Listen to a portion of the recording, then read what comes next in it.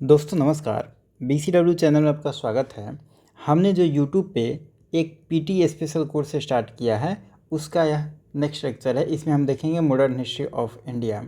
इस वीडियो में हम देखेंगे कि गांधी एरा स्टार्ट होगा और गांधी का चंपारण सत्याग्रह देखेंगे। उसके बाद से खेड़ा आंदोलन देखेंगे, अहमदाबाद देखेंगे। ये आंदोलन देखते हुए हम आगे देखेंगे रॉलेट सत्याग्रह कैसे होता है, जलियांवाला बाग कैसे होगा, फिर नॉन कोऑपरेशन तक हम पहुँचेंगे और एक लास्ट में हम देखेंगे टॉपिक जो हमारा होगा स्वराज पार्टी कैसे बनता है। ठीक है, इन सारे टॉपिक पर हम बात करेंगे। उससे पहले कोई भी टॉपिक देखने से पहले सबसे ज़रूरी होता है कि हम प्रीवियस ईयर क्वेश्चन देखें कि आखिर में इस टॉपिक का रिलेवेंट कितना है हमारे एग्ज़ाम में। जो पीछे पूछे गए हैं, जो पहले साल में क्वेश्चन पूछे गए हैं, किस तरीके के प्रश्न पूछे गए हैं, अगर हम देखते हैं तो हमारा कुछ आइडिया लगता है, हमको आइडिया लगता है कि हमें कैसे पढ़ना है। ठीक है, अगर हम पहला सवाल देखें तो ये बारदोली सत्याग्रह पे सवाल पूछ रहा है। ठीक है, ये 67th BPSC में पूछा है। हम इस सारे प्रश्न को बाद में देखेंगे, इसको एक एक प्रश्न करके बनाएंगे। दूसरा क्वेश्चन देखें यहाँ पे, तो गांधी जी के पहले सत्याग्रह पे सवाल पूछा जा रहा है। अगला सवाल है यहाँ पे, ये भी फर्स्ट सत्याग्रह पे सवाल पूछा जा रहा है। ये चंपारण मूवमेंट पे सवाल पूछा जा रहा है। तो और एक लास्ट सवाल है जलियांवाला बाग पे डायरेक्ट सवाल है। ठीक है, ये सारे प्रश्न देख के हम एक बार आइडिया लगा सकते हैं कि ये सब टॉपिक हमारे लिए इम्पोर्टेंट है और जब भी कोई टॉपिक इम्पोर्टेंट है तो हम उसको थोड़ा डिटेल में पढ़ेंगे। ठीक है, ये बुक है तर्कस, उसका ये एक्सप्लेनेशन है, आप अपने बुक में ही देख सकते हैं। तो चलिए, ये भी एक प्रश्न है, इसको हम बाद में देखेंगे। रविन्द्रनाथ टैगोर के बारे में पूछा जा रहा है सवाल कि नाइटहुड की उपाधि ये छोड़ देते हैं, कैसे छोड़ेंगे, कब छोड़ेंगे, ये सब हम आगे देखेंगे और लास्ट में ये सारे प्रश्न को हम हल करेंगे। ठीक है, चलिए अब थोड़ा सा हम टॉपिक बात कर लेते हैं। ये Gandhi and his early movement, Gandhi ji के शुरुआती दौर के जो आंदोलन है उसके बारे में हम चर्चा करेंगे। पहला सबसे गांधी का आंदोलन है चंपारण सत्याग्रह। देखिए, गांधी जी जनवरी 1915 में भारत आएंगे। फिर इनके जो गुरु होंगे गोपाल कृष्ण गोखले, वो कहेंगे कि आप भारत का पूरा भ्रमण करिए, भारत के लोगों को जानिए। ये तमाम घटनाएं बहुत वीडियो में बताया गया है, ये भूमिका है, हम इसकी बात नहीं करेंगे। हम डायरेक्ट आते हैं चंपारण पे। चंपारण की बात अगर हम करें तो हमने पिछले वीडियो में आपको बताया था कि जब लखनऊ सेशन होगा तो लखनऊ सेशन में राजकुमार शुक्ला आएंगे, इनसे मिलेंगे और राजकुमार शुक्ला किसानों के दुख को बताएंगे गांधी जी को। गांधी जी लखनऊ में इनसे मिलकर बड़ा प्रभावित होंगे और बोलेंगे कि हाँ भाई, जब ऐसी घटना है चंपारण में तो हमें जाना चाहिए और इनकी बात को सुननी चाहिए। ठीक है, अब गांधी जी पहुंच जाते हैं चंपारण। जब गांधी जी चंपारण पहुंचेंगे तो वहाँ पे देखेंगे एक 3 कठिया सिस्टम है। 3 कठिया सिस्टम का मतलब है कि 3/20 भाग पे, ज़मीन के 3/20 भाग पे आपको नील की खेती करनी है। ठीक है, और नील की खेती करने पे वो ज़मीन क्या हो जाता था, बंजर हो जाता था, उपजाऊ नहीं रह पाता था। इसीलिए नील की खेती किसान करना नहीं चाहते थे। ठीक है, तो ये कंडीशन देख के, और अवैध वसूली भी किसानों से की जाती थी वगैरह, बहुत तमाम घटनाएं थी, टैक्स वगैरह बहुत ज़्यादा था।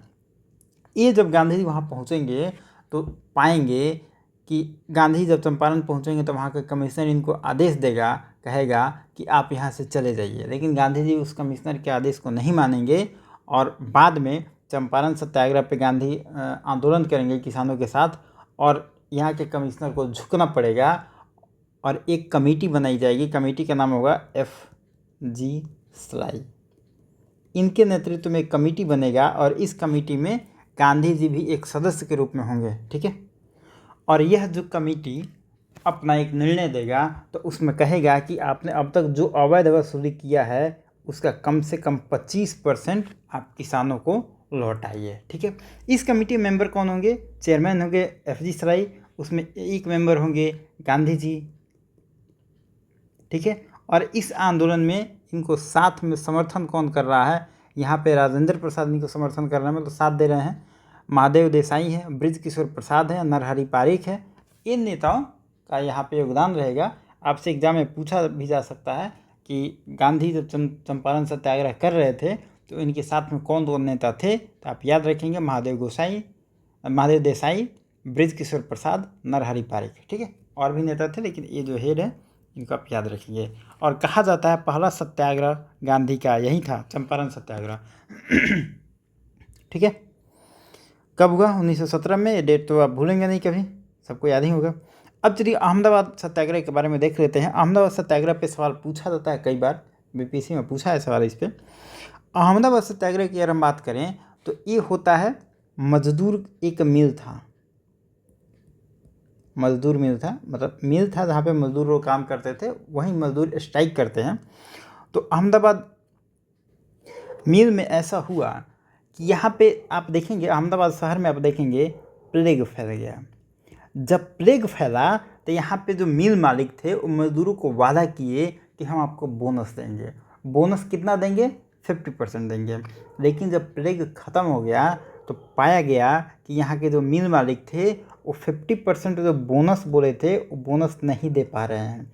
इस आधार पे यहाँ के जो मजदूर थे वो मिल के खिलाफ, मिल के अगेंस्ट विद्रोह करते हैं, मतलब हड़ताल पे बैठते हैं। ठीक है, जब ये हड़ताल पे बैठेंगे तो इसकी खबर पहुँचेगी गांधी जी को, और गांधी जी यहाँ पे किसानों के साथ होंगे। और कहा जाता है कि यह पहला भूख हड़ताल था, हंगर स्ट्राइक माना जाता है। यहाँ पे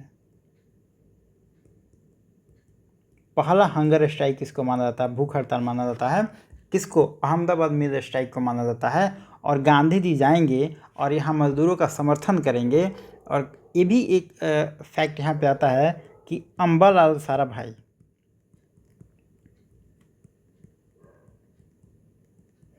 अम्बालाल साराभाई जो थे ये मिल के मालिक थे। ठीक है, और इनकी जो बहन थी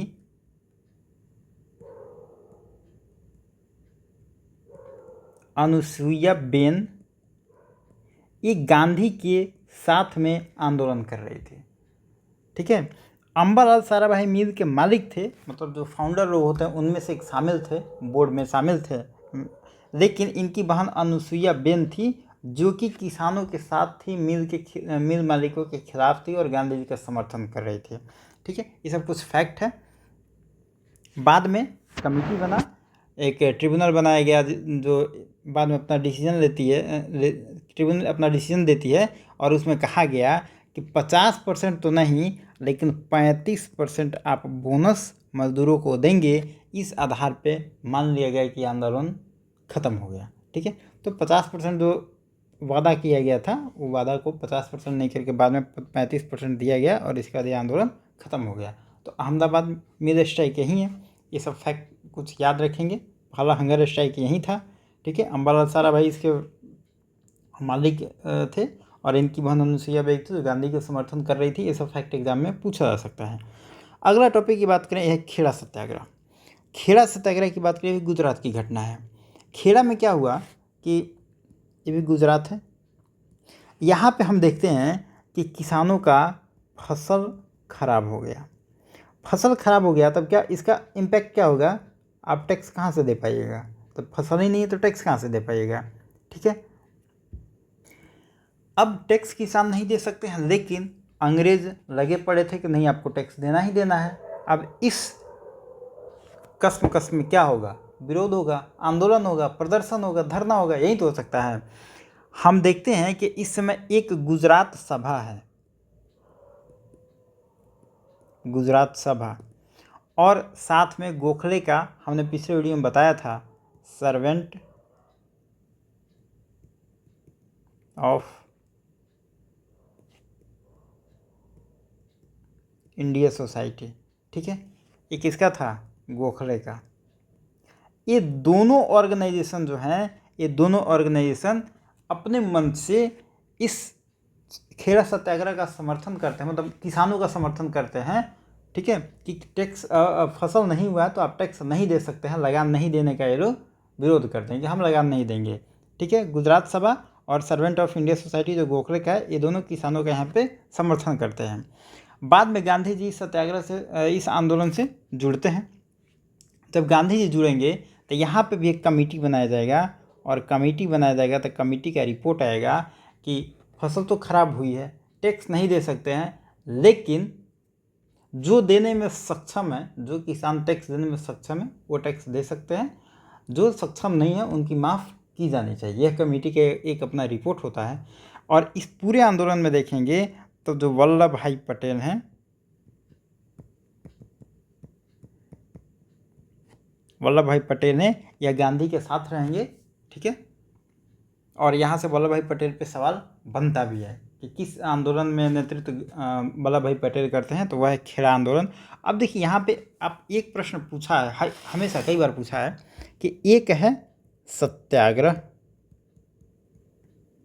कौन है, चंपारण सत्याग्रह। दूसरा है अहमदाबाद। तीसरा है खेड़ा। इसका क्रोनोलॉजी पूछ लेता है, कौन पहले हुआ है कौन बाद हुआ है, और ये कई बार एग्जाम में पूछा हुआ है सवाल। आप याद रखेंगे, पहले चंपारण होगा, 2 नंबर पे अहमदाबाद होगा और 3 नंबर पे खेड़ा होगा, ठीक है। ये क्रोनोलॉजी आप याद रखेंगे, एग्जाम में पूछा जाता है।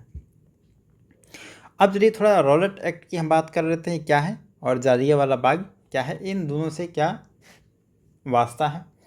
देखिए जालियांवाला बाग की फ़ोटो है, अगर आप अभी भी जाएंगे तो ये आपको सीन दिखेगा, दीवार में जो गोली मारा हुआ है ये आपका क्लियर कट अभी भी दिखता है वहाँ पे। और जालियांवाला बाग में अगर आप जाएंगे तो ये जैसे जालियांवाला बाग हो गया, तो आप यहाँ पे देखेंगे एकदम पतला सा गेट है, पतला सा गेट है, इधर से ही जाना है और इधर से ही आना है, ठीक है। यही घटना हुआ था कि लोग भगदड़ मच गया, लोग निकल नहीं पाए, और अंदर में देखेंगे एक कुआं है, और बाकी बहुत सारे लोग तो इस कुएं में गिर गए, ठीक है। चलिए अब हम जालियांवाला बाग और पहले हम बात करते हैं रॉलेट एक्ट के बारे में। देखिए घटना है 1919 की। इस समय फर्स्ट वर्ल्ड वार अभी ख़त्म हुआ है, 1914 से 18 फर्स्ट वर्ल्ड वार ख़त्म हो रहा है। इस समय भारत में अगर आप देखें तो 2 घटनाएं होती हैं। एक नेशनलिज्म का फीलिंग, राष्ट्रवाद का उदय होता है, राष्ट्रवाद का उदय होता है, और इसी टाइम में देखेंगे हम कि क्रांतिकारी लोग जो थे, क्रांतिकारी लोग थे, इनका भी बड़ा तेज़ी से उदय होगा, ठीक है। अब सरकार को कहीं ना कहीं डर लगेगा, सरकार को लगेगा कि इन दोनों चीज़ों को दबाने के लिए कुछ तो करना पड़ेगा। अगर हम कुछ नहीं करेंगे तो नेशनलिज्म का फीलिंग आ रहा है, लोग क्रांतिकारी बन रहे हैं, तो फिर आंदोलन होगा, प्रदर्शन होगा, और फिर हमको दबाया जाएगा और देश आज़ाद होगा। इनको पता था ये चीज़ें।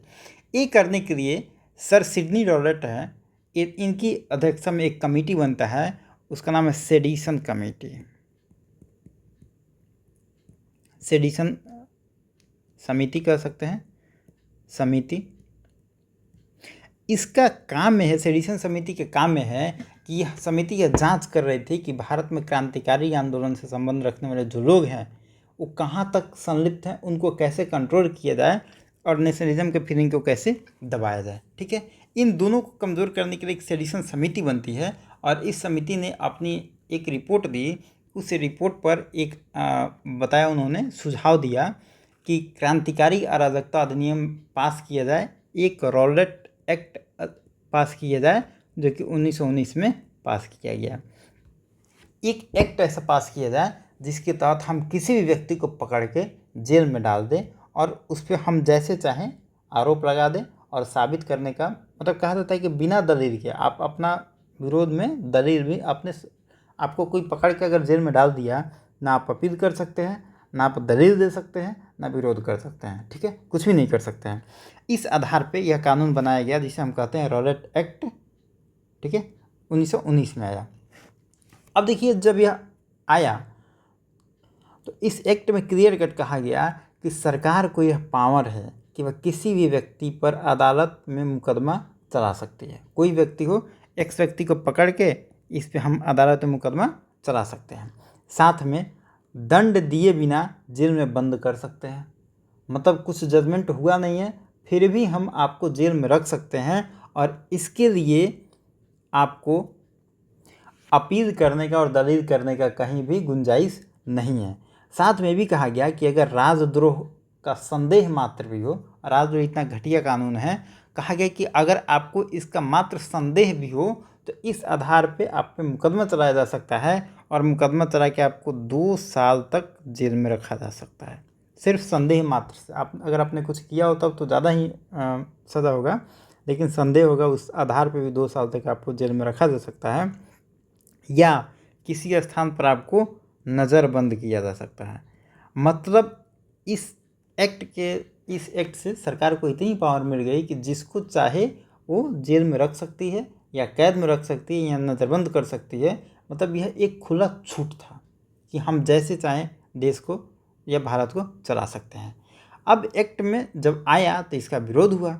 जब एक्ट का विरोध हुआ तो इसमें देखा गया कि गांधी जी ने जो गुजरात सभा था, हमने जो ऊपर में आपको बताया था, गुजरात सभा, गोखले का servant of India society, home rule league और जितने नेशनलिस्ट नेता थे, सबसे गांधी ने मुसलमानों से, सब नेताओं से या लोगों से या संगठन से गांधी जी ने सहयोग लिया। ठीक है, इसी आधार पर हम देखते हैं कि बहुत जगह पे कर्फ्यू लगाया गया, मार्शल लॉ लगाया गया और गांधी जी के दिल्ली और पंजाब प्रवेश पर रोक लगा दी गई कि गांधी जी दिल्ली और पंजाब में इंटर नहीं कर सकते हैं। यह काफ़ी बड़ा मुद्दा बन। इसी दौरान एक घटना होती है कि पंजाब के बड़े नेता हैं, दो नेता हैं, डॉक्टर सत्यपाल और एक हैं किचलू। इन दोनों को सरकार ने गिरफ्तार कर लिया और पंजाब में जो सत्याग्रही थे, जो विरोध कर रहे थे, उस पर गोली चला दी। कुछ लोगों ने, पंजाब में कुछ लोगों ने 13 अप्रैल 1919 को दिन था वैसाखी का, वैसाखी के दिन अमृतसर का एक जगह है जालियांवाला बाग, उसमें ये लोग बैठ के अपना आयोजन कर रहे थे कि आगे क्या किया जाए, विचार कर रहे थे। एक सभा बुलाई गई तो सभा में इतने लोग आ गए कि लोगों को देख के, इन सारे लोगों को देख के कहीं ब्रिटिशर्स के मन में एक कोलाहल होने लगे कि भाई अचानक से इतने लोग कहाँ से आ गए। और वहाँ पे इस भीड़ को नियंत्रित करने के लिए जनरल ओ डायर को भेजा गया। ठीक है, जब जनरल ओ डायर, देखिए नाम ये पूछा है, जनरल ओ डायर जब यहाँ पे जाता है तो यहाँ पे इतनी भीड़ देखेगा कि वो खुद घबरा जाएगा। जब वो घबरा जाएगा तो ये आदेश देगा कि चारों ओर से जो जालियांवाला बाग है उसको घेरने का और घेर के गोली चलाने का आदेश दे देगा। अब जब यहाँ पे चारों ओर से गोली बारूद चलाया जाएगा, गेट यहाँ पे एक ही है छोटा सा, बीच में है कुआं, इतना भगदड़ मचा कि मैक्सिमम लोग कुआं में गिर गया और बाहर तो लोग निकल ही नहीं पाया क्योंकि यहाँ से तो गोली चल रहा है।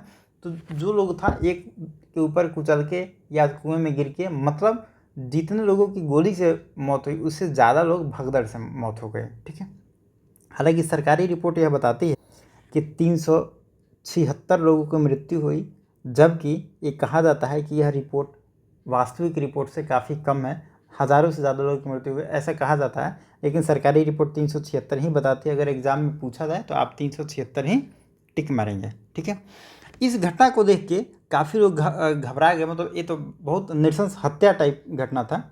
देखिए, अमृतसर का कमांडर था जनरल ओ डायर, लेकिन अगर आपसे पूछा जाए कि पंजाब का लेफ्टिनेंट गवर्नर कौन था, तो पंजाब का लेफ्टिनेंट गवर्नर था माइकल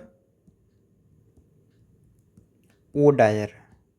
इन दोनों के नाम में थोड़ा सा डिफरेंस है। ये था पंजाब का माइकल ओ डायर और अमृतसर का जो था ये था जनरल ओ डायर। और जो जनरल ओ डायर था यह ब्रिटिश कमांडर था और जो माइकल ओ डायर था पंजाब का गवर्नर था। ठीक है, इस घटना को देखने के बाद रविंद्रनाथ टैगोर अपनी नाइटहुड की पदवी मिली थी, उपाधि मिली थी, उसको लौटा देते हैं कि हमको नहीं चाहिए आपकी नाइटहुड की उपाधि। आप अगर हमारे लोगों पे, हमारी जनता पे आप इस तरीके का बिहेव करिएगा तो फिर आपकी नाइटहुड की उपाधि किस काम की। अभी भी देखते हैं कि अगर सरकार कुछ ऐसे काम करती है जो नहीं करना चाहिए तो अभी बहुत सारे लोग हैं जो सरकार से अवार्ड लिए रहते हैं, लौटा देते हैं। ठीक है, तो सिंबॉलिक होता है, इसका बहुत इम्पैक्ट भी पड़ता है। यह एक डिबेट का इशू है कि क्या जो लोग अपना अवार्ड लौटाते हैं उनसे इम्पैक्ट पड़ता है या नहीं पड़ता है। ठीक है, एक है रविन्द्रनाथ टैगोर और दूसरे हैं शंकरन नायर।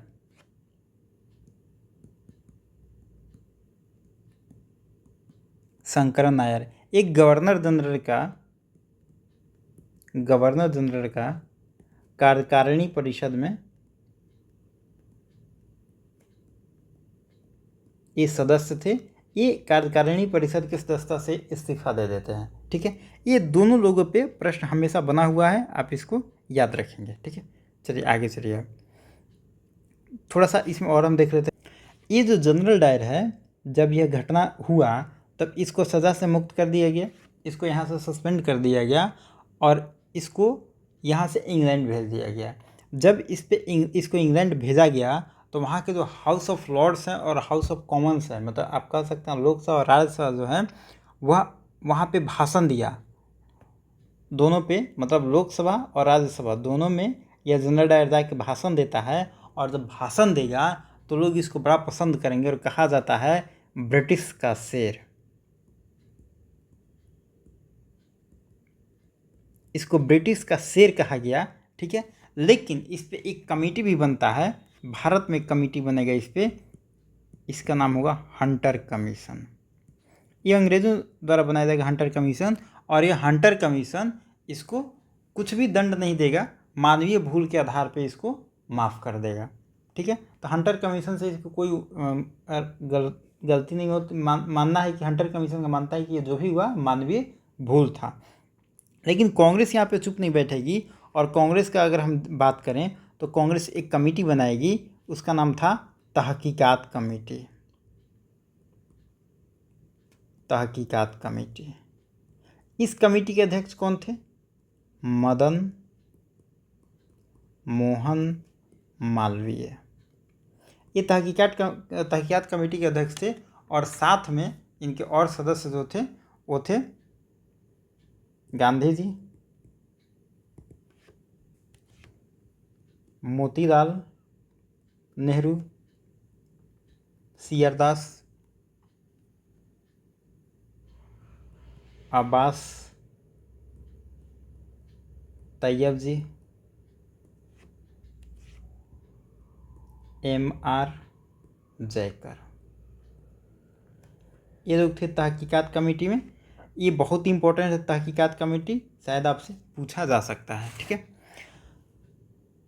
तो ये सब था थोड़ा रॉलेट एक्ट और जालियांवाला बाग से संबंधित कुछ घटनाएं। अब खिलाफत मूवमेंट को देख लेते हैं हम। खिलाफत मूवमेंट क्या था?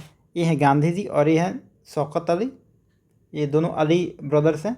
ठीक है, इनके बारे में आगे बात करेंगे। चलिए थोड़ा सा हम खिलाफत के बारे में देख लेते हैं।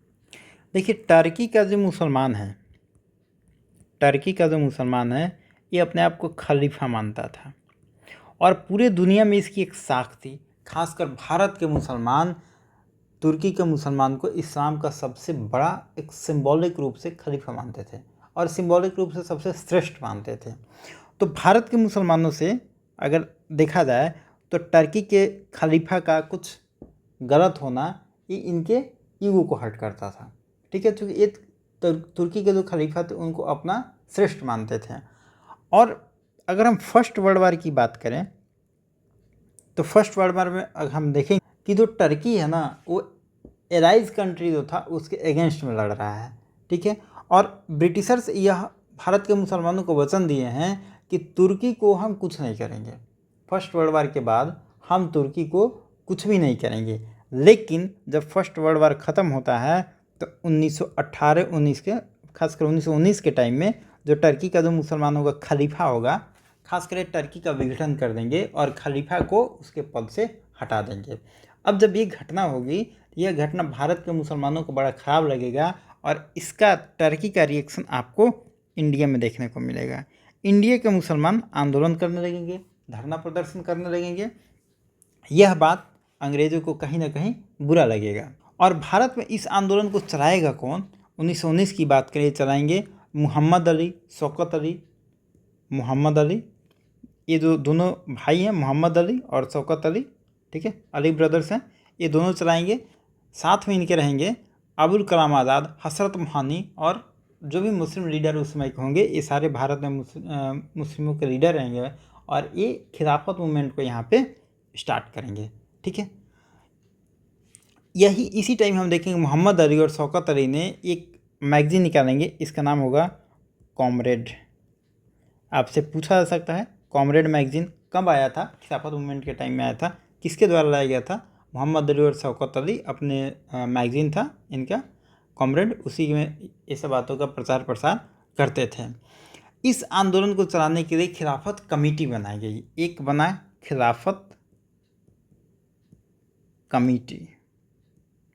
जब खिलाफत कमेटी बना उसमें गांधी जी भी शामिल हुए। गांधी जी इस आंदोलन को हिंदू मुस्लिम एकता के रूप में देखिए। गांधी जी ने देखा कि मुस्लिम तो एक तरीके से आंदोलन कर रहे हैं, अगर सिर्फ मुस्लिम करेंगे तो ये धर्म विरोधी एक धर्म का आंदोलन होगा।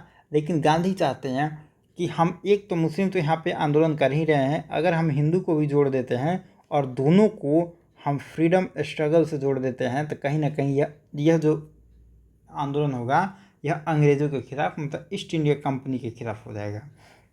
तो एक जो रिलीजियस मूवमेंट था, जो रिलीजियस आंदोलन था, धार्मिक आंदोलन था, उसको गांधी ने एक फ्रीडम मूवमेंट में बदलने का प्रयास किया और सिर्फ मुस्लिमों के नेतृत्व को कहीं ना कहीं हिंदुओं से जोड़ने का और एक भारत का नेतृत्व बनाने का उसको प्रयास किया। ठीक है।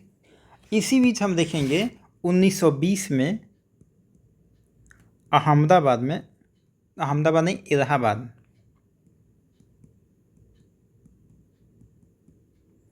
इलाहाबाद में एक सभी दलों का एक सम्मेलन होता है और उसमें कहा गया कि हम स्कूल, कॉलेज, अदालत ये सब का बहिष्कार करेंगे। एक कार्यक्रम में ये प्रण लिया गया कि हम स्कूल, कॉलेज सभी का बहिष्कार करेंगे। और खिलाफत आंदोलन ने 31 दिसंबर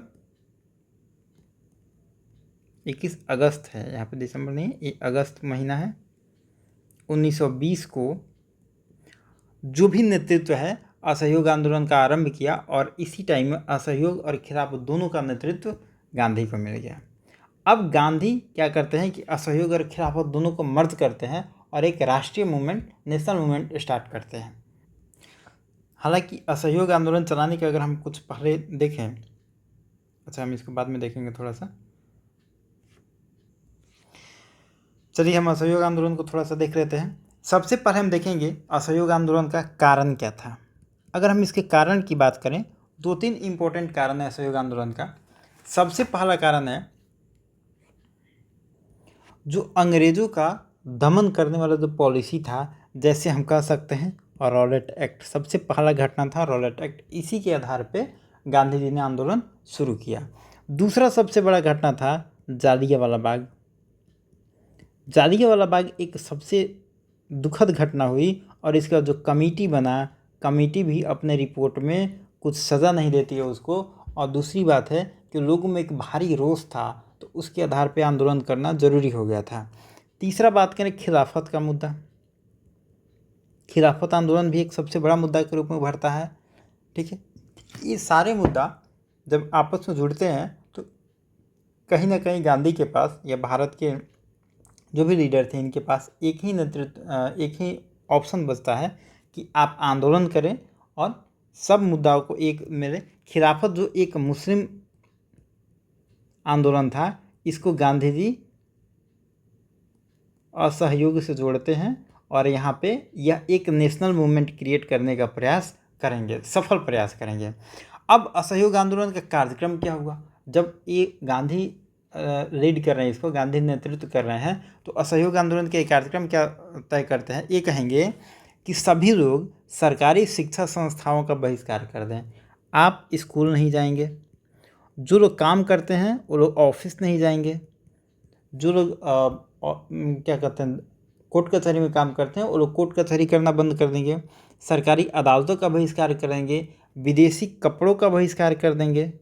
विदेशी कपड़ा आप नहीं पहनेंगे, उसको छोड़ दीजिए, जला दीजिए, त्याग दीजिए, जो हमने देखा था आपको बंगाल मूवमेंट में। ठीक है। सरकारी नौकरी जो कर रहे हैं वो इस्तीफ़ा दे दें, सरकारी उपाधि जिसको भी मिला है उसको त्याग कर दें, छोड़ दें। जो सरकारी टैक्स देना है आपको, टैक्स देना बंद कर दें और सरकारी कानून का शांति रूप से उल्लंघन करिए। शांति रूप से उल्लंघन करने का क्या मतलब है कि हम ट्रैफिक नहीं तोड़ेंगे, ट्रैफिक पर बैठे रहेंगे। कहने का मतलब ये हुआ कि हम आंदोलन, धरना प्रदर्शन करेंगे लेकिन हम हिंसात्मक कार्रवाई कुछ भी नहीं करेंगे, नियम का शांति से उल्लंघन करेंगे। हम धरना देंगे, हम प्रदर्शन देंगे, वहाँ पे हम आंदोलन करेंगे लेकिन हम हिंसा नहीं करेंगे। ठीक है। ये सब प्रोग्राम तय किया गया। नागपुर अधिवेशन की अगर हम बात करें तो नागपुर अधिवेशन होता है दिसंबर 2020 में, 1920 में, और यहाँ पे बहुत सारे लोग गांधी के विरोध में रहेंगे। इवन सी आर दास होंगे, सी आर दास, ये भी गांधी के विरोध में करेंगे। जब गांधी असहयोग आंदोलन लेकर आएंगे तो उसका विरोध करेंगे।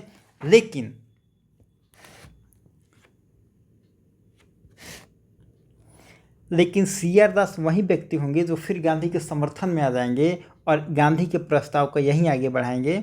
ठीक है, एक देखिए आप 1920 में दो घटना देखेंगे। 1920 में एक होता है कलकत्ता सेशन, एक होता है नागपुर सेशन। कहने का मतलब है जो कलकत्ता सेशन होगा इसमें गांधी से बहुत लोग विरोध में रहेगा कि हमको नॉन कोऑपरेशन की ज़रूरत नहीं है, हम असहयोग आंदोलन नहीं रहेंगे। लेकिन जब नागपुर सेशन होगा, और इसी में से एक होंगे सी आर दास, लेकिन जब नागपुर सेशन होगा तो इसी नागपुर सेशन में सब लोग गांधी के समर्थन में आ जाएंगे। इवन सी आर दास भी गांधी के समर्थन में आ जाएंगे और यही गांधी के प्रस्ताव को आगे बढ़ाएंगे और असहयोग आंदोलन को यहाँ पे एक्सेप्ट कर लिया जाएगा और फिर उसको आगे बढ़ा दिया जाएगा। ठीक है, अब आपके दिमाग में आएगा कि नागपुर सेशन होगा, इसकी अध्यक्षता कौन करते हैं, आपसे एग्जाम में पूछा जा सकता है। इसकी अध्यक्षता करेंगे वी राघवाचारी। वी राघवाचारी इसके अध्यक्ष बनेंगे। ठीक है, अब नागपुर अधिवेशन में कुछ डिसीजन लेती है कांग्रेस पार्टी कि हम कांग्रेस को किस आधार पर ले चलेंगे, कैसे कैसे आगे बढ़ाएंगे। उसमें देखिए 2-4 फैक्ट हैं, आपसे एग्जाम में पूछा जा सकता है। कांग्रेस जो इंडियन नेशनल कांग्रेस थी, यह अपने पार्टी के संविधान में कुछ बदलाव करती है। पहला बदलाव करेगी कि हर व्यक्ति से सदस्यता शुल्क लिया जाएगा और वह कितना होगा, 25 पैसा। 25 पैसा लिया जाएगा सदस्यता शुल्क, मतलब 25 पैसा अगर आप दीजिए और कांग्रेस पार्टी को ज्वाइन करिए। ठीक है, जो सदस्य होंगे इसके, जो भी मेंबर होंगे, ये नहीं कि आप पार्टी ज्वाइन कर लीजिए और कुछ भी कर सकते हैं। आप पे जवाबदेही तय की गई कि आप कुछ गलत करेंगे सही करेंगे, उसकी जवाबदेही आपकी होगी। ठीक है, गांधी जी के सुझाव पे पार्टी के जो स्ट्रक्चर था उसमें पूरा बदलाव किया गया और नीचे से मतलब म्यूनसिपैलिटी लेवल से, लोकल लेवल से लेके ऊपर तक, टॉप तक, बहुत सारे लेवल में कांग्रेस को बांटा गया, गांव से शहर तक। मतलब एक डिवीज़न किया गया पार्टी में कि हर स्तर पर लोगों का सिलेक्शन हो और लोग नीचे से ऊपर तक जाएं। पैराशूट लीडर की व्यवस्था डेवलप नहीं हो, नीचे से ऊपर तक लोग जाएं और कोई भी नेता उसमें सक्षम हो कि नीचे से ऊपर तक पहुंच सके। ये कांग्रेस पार्टी ने अपना कुछ व्यापक सुधार किया। इसी बीच एक इम्पोर्टेंट घटना होगी और उस घटना का नाम होगा चौरा चौरी। यह घटना कहाँ होगी, उत्तर प्रदेश में। उत्तर प्रदेश का जो जगह है गोरखपुर, इसी के पास है, गोरखपुर के पास है चौरा। कहा जाता है कि यह गोरखपुर डिस्ट्रिक्ट है, यहाँ पे चौरा चौरी। 5 फरवरी 1922, 5 फरवरी 1922 को यूपी का जो प्रदेश है गोरखपुर, यहाँ पे जगह चौरा चौरी, यहाँ पर 3000 किसानों का एक जुलूस पुलिस ने गोली चला दी। मतलब 3000 कांग्रेसी कार्यकर्ता थे, वो जा रहे थे, इस पर पुलिस ने गोली चला दी। अब इस आधार पे लोग इस तरीके से भड़के कि पुलिस थाने पे लोग हमला कर दिए और पुलिस थाने में हमला करके लोगों ने क्या किया कि पुलिस वालों को थाना में ही बंद करके और बाहर से आग लगा दिया गया। इस आधार पे कहा जाता है कि लगभग 22 पुलिसकर्मी जो थे, इनकी थाना में ही मृत्यु हो गई। ठीक है, इस घटना को देख के 5 फरवरी को ये घटना होती है, बहुत इंपॉर्टेंट है, डेट आप याद रखेंगे। एक सप्ताह बाद मतलब 12 फरवरी को 1922 को गांधी जी ने चौरा चौरी घटना के एक सप्ताह बाद 12 फरवरी 1922 को असहयोग आंदोलन, नॉन कोऑपरेशन मूवमेंट को गांधी जी वापस ले लेते हैं। जब गांधी जी नॉन कोऑपरेशन को वापस लेंगे, लोगों में एक बहुत बड़ा रोष हो जाएगा। कारण ये था कि गांधी जी इस आंदोलन से पहले क्या बोलते हैं, इस स्टूडेंट अपना स्कूल छोड़ दें, जो नौकरी पेशा करते हैं अपना दफ्तर छोड़ दें, जो वकील हैं वो अदालत में जाना छोड़ दें, जो डॉक्टर हैं वो अपना काम करना छोड़ दें। मतलब हर तरीके से अपनी नौकरी पेशा, आप काम धंधा छोड़ दीजिए। अब जो लोग काम धंधा छोड़ के बैठ गए हैं, उनको लगता था अब आज़ादी मिल ही जाएगी, लेकिन गांधी ने आंदोलन ही वापस ले लिया। इस आधार पे गांधी के यहाँ पे बहुत ही क्रिटिसिज्म हो गए। ठीक है, अब देखिए एक लॉजिक ये भी है कि लोग कहता है गांधी जी असहयोग आंदोलन वापस ले लिए चौरा चोरी के बाद। ये लॉजिक ये है कि गांधी को पता है कि चौरा चोरी की घटना हुई है, मतलब हिंसा हुआ है। अगर हिंसा कभी अभी भी देखेंगे आप कहीं भी, जब तक पुलिस चुप रहती है, कहीं भी आप शांति से देख, किसान आंदोलन था, चुपचाप किसान आंदोलन किए, हिंसा नहीं हुआ, कुछ नहीं हुआ। अगर आप हिंसा करिएगा, पुलिस वहाँ पे लाठीचार्ज करती है, आंदोलन को तुरंत दबा देती है। गांधी को ये चीज़ पता था कि हिंसा हुआ है चौरा चोरी में, और अब पुलिस यहाँ पे हिंसात्मक होगी, अटैक करेगी, और जब पुलिस की कार्रवाई होगी तो शायद जनता के पास उतना पावर नहीं है कि वो संघर्ष कर पाए। पुलिस आप लड़ नहीं सकते हैं, पुलिस जीत जाएगी क्योंकि उसके पास पावर होता है, उसके पास सरकार होती है। ठीक है, तो गांधी को पता था कि अगर लोगों का मनोबल टूट गया, पुलिस लोगों को मार दी, भीड़ में पकड़ के जेल में डाल दिया गया, लोगों को मारा गया, क्योंकि हिंसा तो हुआ है तो पुलिस तो रिटेलिएट करेगी। तो इस आधार पर लोगों का मनोबल टूटेगा, और एक बार जब व्यक्ति का मनोबल टूट जाता है तो फिर उसको उठाना बड़ा मुश्किल होता है। गांधी चाहते थे कि मनोबल ना टूटे, इसीलिए पुलिस अभी एक्शन में आए उसके पहले गांधी जी ने 12 फरवरी को आंदोलन को वापस ले लिया। अब पुलिस चाह के भी एक्शन नहीं ले सकते क्योंकि आंदोलन ही खत्म हो गया। ठीक है, ये घटना थी आंदोलन वापस लेने के 12 फरवरी 1922 की घटना होती है। डेट आपसे पूछा जा सकता है।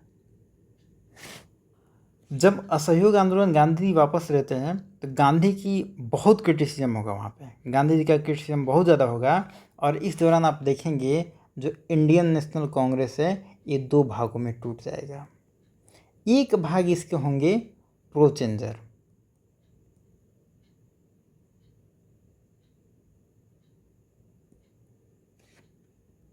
एक होंगे नो चेंजर।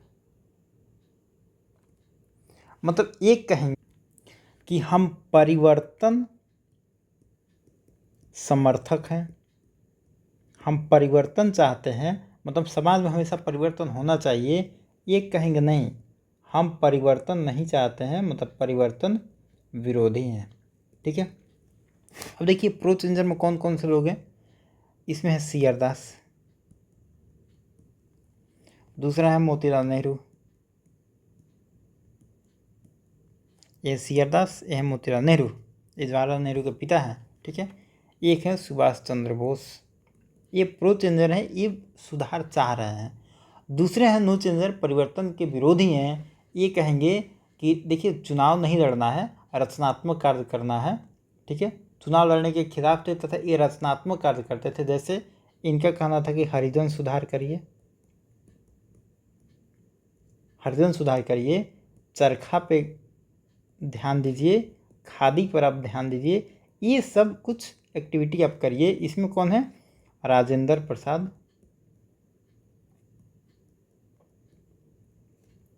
सी राजगोपालाचारी, सी राजगोपालाचारी हैं, एक हैं पटेल। ठीक है, ये लोग हैं नो चेंजर वाले में।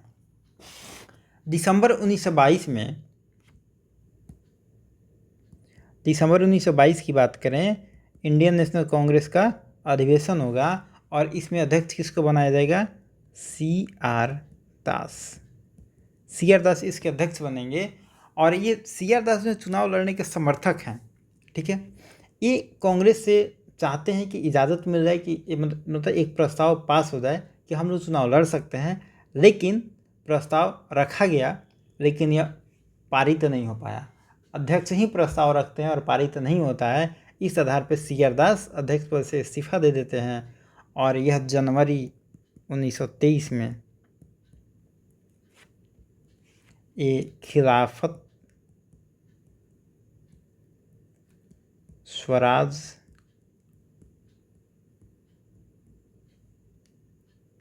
कांग्रेस पार्टी का गठन करते हैं और सी आर दास इसके अध्यक्ष बनेंगे। सी आर दास बनेंगे अध्यक्ष और मोतीलाल नेहरू बनेंगे सचिव। ये मोतीलाल नेहरू बनेंगे सचिव। इसको हम स्वराज पार्टी भी कहते हैं, जो 1923 में बनता है। इसके अध्यक्ष बनेंगे सी आर दास मोतीलाल नेहरू बनेंगे सचिव। अब जब यह स्वराज पार्टी बनेगा तो यह चुनाव लड़ेगा। कहाँ कहाँ चुनाव लड़ेगा? 1924 में हम देखते हैं कि केंद्रीय विधायिका में 45 सीट यह जीतता है। स्वराज पार्टी 45 सीट जीतेगा। बहुत जगह नगर पालिका का चुनाव होगा, वहाँ पे बहुत अच्छे अच्छे लीडर जीतेंगे। जैसे आपसे एग्जाम में पूछा जा सकता है कि CR दास कहाँ जीतते हैं? CR दास कलकत्ता के मेयर बनेंगे, ठीक है। राजेंद्र प्रसाद ये कहाँ के बनेंगे? पटना के मेयर बनेंगे। जवाहरलाल नेहरू इलाहाबाद के मेयर बनेंगे। और विट्ठल भाई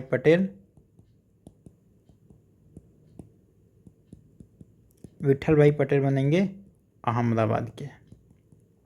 ये सब एग्ज़ाम में फैक्ट आपसे पूछा जा सकता है, आप इसको याद रखेंगे, ठीक है। तो ये था आज का कुछ टॉपिक। तो आज हम यहीं पे ख़त्म करते हैं। अगला टॉपिक में स्टार्ट करेंगे साइमन कमीशन से। चलिए अब थोड़ा सा हम क्वेश्चन देख लेते हैं ऊपर में कि कौन कौन से क्वेश्चन जो पिछले साल पूछे गए हैं और अभी हमने देखा कहाँ कहाँ से हम सवाल क्या बना सकते हैं या नहीं। देखिए, हमने आपको बताया था कि बारदोली सत्याग्रह के बारे में हमने डिटेल में आपको बताया। ये 67th BPSC में पूछा गया है, who successfully led the Bardoli Satyagraha. Bardoli Satyagraha पे हमने आपको बताया कि वल्लभ भाई पटेल जो थे लीड कर रहे थे वहाँ पे। कहाँ पे? बारदोली में। बारदोली कहाँ पे? गुजरात में। तो आपका आंसर हो जाएगा बारदोली। बहुत सिंपल सवाल है। अगला क्वेश्चन देखेंगे, ये 66 BPSC में पूछा हुआ है। Which of the following was Gandhi ji first satyagraha movement in India in which he use civil disobedience. देखिए, अगर आप थोड़ा सा पहला ही टॉपिक देखे होंगे, सत्याग्रह मूवमेंट हम पढ़ाए थे। देखिए, फर्स्ट सत्याग्रह लिखा हुआ है यहाँ पे, ठीक है। कितना सिंपल सवाल है। चलिए, आपका आंसर हो जाएगा चंपारण सत्याग्रह। यह पहला सत्याग्रह था। और आगे हम बात करें पहला हंगर स्ट्राइक कौन था, हमने बताया था वीडियो में, आप याद करिए और कमेंट बॉक्स में उसका आंसर दीजिए, ठीक है। दूसरा क्वेश्चन है, which of the following was the first Satyagraha of Mahatma Gandhi in India. वही क्वेश्चन है, ये 64 में पूछा गया है और यहाँ पे 66 में पूछा गया है। मतलब टॉपिक वही है, बस रिपीटेशन हो रहा है, ठीक है। इसका आंसर क्या हो जाएगा? चंपारण सत्याग्रह। अगला क्वेश्चन देखिए, the Champaran movement was basically against, यह किसके खिलाफ था? चंपारण आंदोलन जो था यह बेसिकली किसके खिलाफ था? लैंड के खिलाफ था? लैंड रेवेन्यू के खिलाफ नहीं था। कैश क्रॉप मान लेते हैं, ये आपको नहीं पता है। Agriculture policy of the British government, ये नहीं था। लैंड ग्रांट्स, ये भी नहीं था।